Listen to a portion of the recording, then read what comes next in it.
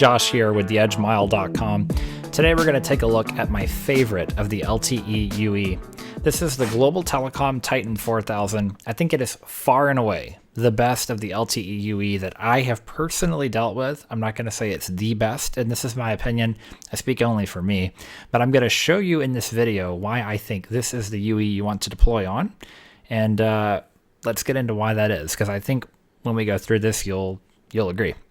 So this is what the unit looks like over here on the right-hand side. On the outside, pretty basic pretty basic form factor. I actually have one here that I keep at my desk that I use for lab purposes. So here's what it looks like. And I actually have a coffee cup next to it for scale.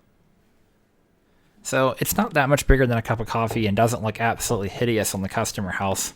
On the bottom of the unit, they're very nice and include these lovely signal bars that allow you to see the signal strength of the unit, not just if it's connected, but how strong that connection is without having to log into the unit.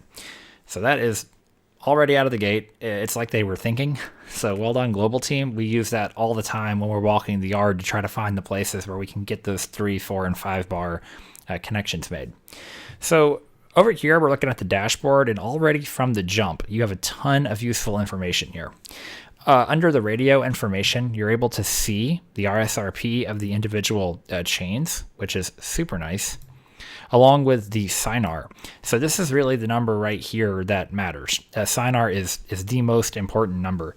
Generally, we found on our buy sells that we want to keep that number, 14, 15, 16 or greater in that range. On Nokia, we've made connections that are as bad as like 6 and 7 because we were in a pinch, and it still connects and still gives the customer a pretty good throughput and speed. So it's a really impressive UE when it's paired with a good ENB.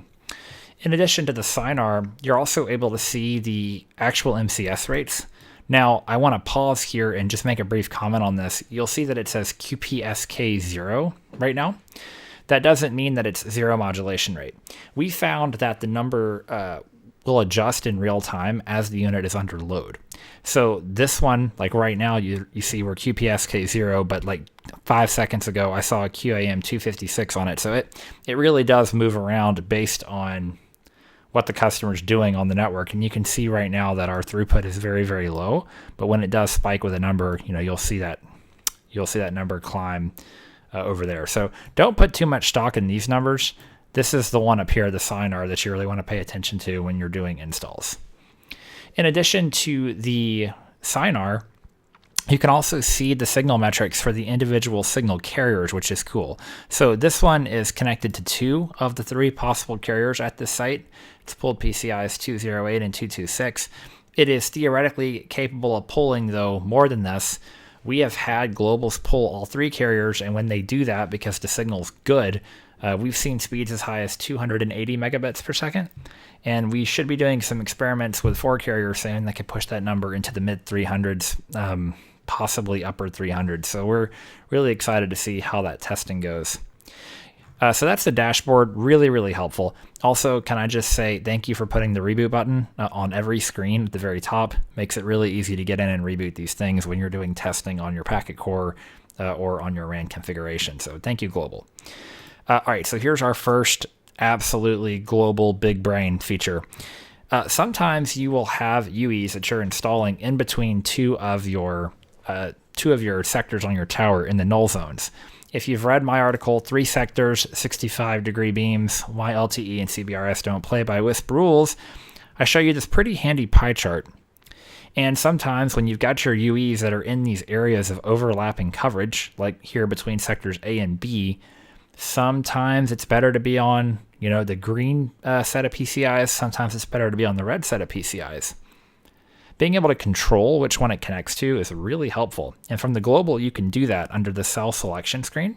You just drop this to preferred listing and enter the PCI that you want it to use as its anchor primary carrier, and it will stay there. It won't try to roam. It won't try to connect to one you don't want it on. One of the critiques of LTE and the things that we struggled with early on is that we didn't have a way to lock the unit to the side of the tower or the specific tower that we wanted. With Global, you can do that. Now, I'm sure I'll have people in the comments saying, well, yeah, but this other UE can do it. And there are other UEs that have a lock feature, but a lot of times they will make you lock both the frequency and the PCI. And the reason this is a problem is that your channel can change. This is a SaaS environment, right? You might lose a PAL grant and have to move to GAA. There's different reasons why you may change your channel, but you generally won't change your PCI. So being able to lock by PCI means even when you change channels or have to change channels to avoid interference or to synchronize with your neighbors, you can do that and the unit will stay where it's supposed to be without you having to go log in and move 30 units to their new channel. You can lock by PCI. That's huge. Every UE should support this feature. And Global really showed some leadership, giving you the ability to do that there on the cell selection screen. If we get here under advanced, this is another area where they leave you with a lot of flexibility. You're able to control if you have it roaming or not and how often it will do the rescanning to see where it's supposed to be. Generally, we leave this feature off and simply have it selecting based on SINAR. And for beginners, this is generally what you want to be doing here. You also have the ability to turn the downlink QAM 256 on or off. You'll note this note over here that you lose 4x4 on the download when you enable QAM 256. So if you're close to the tower, it's good to have this on. If you are not close and you need the 4x4 punch, you can turn it off. And Global doesn't make the choice for you. It leaves it up to you to do what makes most sense for your install. So them exposing that, super handy. We've also noticed sometimes that our uploads are more stable when we're in a low SINAR situation if we disable the QAM 64 uplink. So giving you the ability to heavily tune how the radio functions is such a valuable feature that makes this unit worth every penny. All right, jumping over here to the network settings. They expose you the ability to do IP pass-through. This is useful because you can have two APNs in your network, one for management to log into your Global, and then another APN to get to your customer router. And that enables you to do things like give customers a public IP address and still have management login of your LTE UE without double NAT or the other issues that come along with that. So this is another area where beginners really struggle, and Global makes it easy by letting you have multiple APNs on a unit and then being able to do IP pass-through where it passes through one of those APNs to the end user device. So again, way to go, Global. They have a built-in buffer bloat mitigation feature, which you can get to here under traffic control. Once again, when you're in a low SINAR situation, you'll notice when you put the UE under load, your ping times spike.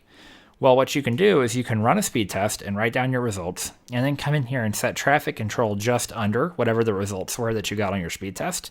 And by doing that, the Global will shape the traffic coming in and out of the connection and keep your ping time really, really low for your customers. So it gives them an excellent experience and low ping, even when they're in a low SINAR environment. All right, jumping over here now to our applications, you'll notice that when you're running it in NAT mode like we are right now, you have full support for things like UPnP and DMZ and port forwarding. So it'll give you all the standard network features there. Under management, you have full support for TR069 and SNMP. So if you like your out there management servers, you can do that with the Global natively. They even have built-in SSH, so you can get in an SSH into these units to interact with them, which is, again, fantastic. You'll notice you can turn on and off access to the web UI remotely. If you can think of a feature, they've given you the ability to control it. You'll also notice down here that we have our Wi-Fi setup and Wi-Fi settings. This is because there's a built-in management Wi-Fi radio on these units. So your installer doesn't need Bluetooth. They can pull out any standard laptop or smartphone, connect to the management Wi-Fi of the Global, and check signal, work on alignment, all of that without needing any kind of special apps or anything. We are working on a mobile app for the Global to make it easier to align them in the field according to best practices, but it has a built-in mobile-friendly UI that just works. So you technically can just use it standalone. All right, moving over here to maintenance. 3 more things that the nerds should be screaming and rejoicing about. You'll notice we have built-in tools for ping, traceroute, and iPerf. So you can do bandwidth testing directly on this unit without needing to plug in a laptop or anything. You can do it from here if you have an iPerf server in your network. And then, of course, this feature, the ping watchdog. This one is huge. When you're on lower end LTE, it's not uncommon for you to need to reboot your RAN, to change channels, things like that. Making sure your UE doesn't lock up and will just reboot when it loses internet to come back is so important. The last thing you want to do is drive to 20 houses to go unplug grandma's Global and plug it back in to get her online. With this, it'll just do it. it will ping, in this case, Cloudflare, and when it gets communication back with Cloudflare, or if it can't get it back, it will reboot and keep rebooting until it gets internet. You'll also notice that if you're doing remote testing and want it to factory reset in case you mess something up, it will even do a ping reset, where it will reset back to stock settings. So in case you're worried about locking yourself out, it'll go back to factory and you can get in again and keep working. It's almost like these people were thinking. Finally, we get over here to status, and over here, here's another thing I like. You can instantly check the cable speed of the attached UE right here. Or I'm sorry, of the attached customer router, so I can see I'm at gig. Sometimes we've had some where we were getting really weird performance bugs, and it was simply that we had a bad termination or a bad negotiation, issue, damaged cable, something of the sort. Being able to get in here and see this instantly, remotely, so lovely.